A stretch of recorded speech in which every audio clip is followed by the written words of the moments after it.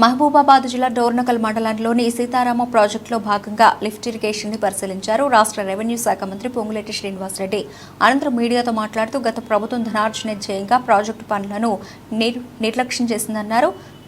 ప్రజా సంక్షేమం పట్ల గత ప్రభుత్వం చిత్తశుద్ధి లేకుండా పనిచేస్తుందని ఆగ్రహం వ్యక్తం చేశారు.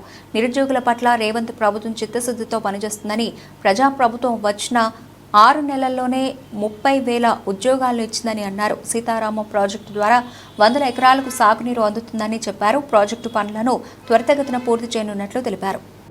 ఈ లిఫ్ట్ ఇరిగేషన్ కెనాల్ సిస్టమ్ మీద తప్పకుండా కొంత వాటర్ కోసం రిజర్వాయర్లు ఏర్పాటు చేస్తారు. కానీ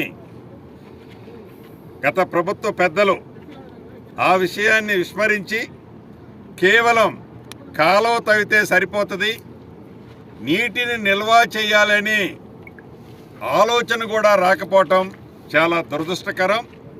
ఈ ప్రభుత్వంలో గౌరవ ముఖ్యమంత్రి రేవంత్ రెడ్డి గారి నాయకత్వంలోని ఈ ప్రభుత్వంలో ఒక 10 టీఎంసీతో సుమారు ఒక 10 టీఎంసీతో ఒక రిజర్వాయర్ని కూడా ఏర్పాటు చేయాలనే ఆలోచన చేపట్టాం. తప్పకుండా ఈ స్టెబిలైజేషన్ చేసే ఈ ఆయకట్టుకి ఎప్పుడైనా ఈ కెనాల్ సిస్టంలో ఇబ్బంది జరిగితే దాన్ని కంట్రోల్ చేసే విధంగా ఒక 10 టీఎంసీతో ఒక రిజర్వాయర్ని కూడా ఈ సీతారామ ప్రాజెక్టుకు సంబంధించిన కెనాల్ సిస్టంలో ఒక రిజర్వాయర్ని ఏర్పాటు చేయాలన్నది మరొకటి యుద్ధ ప్రాతిపదిక మీద ఈ ప్రభుత్వం ఈనాడు చేపట్టింది.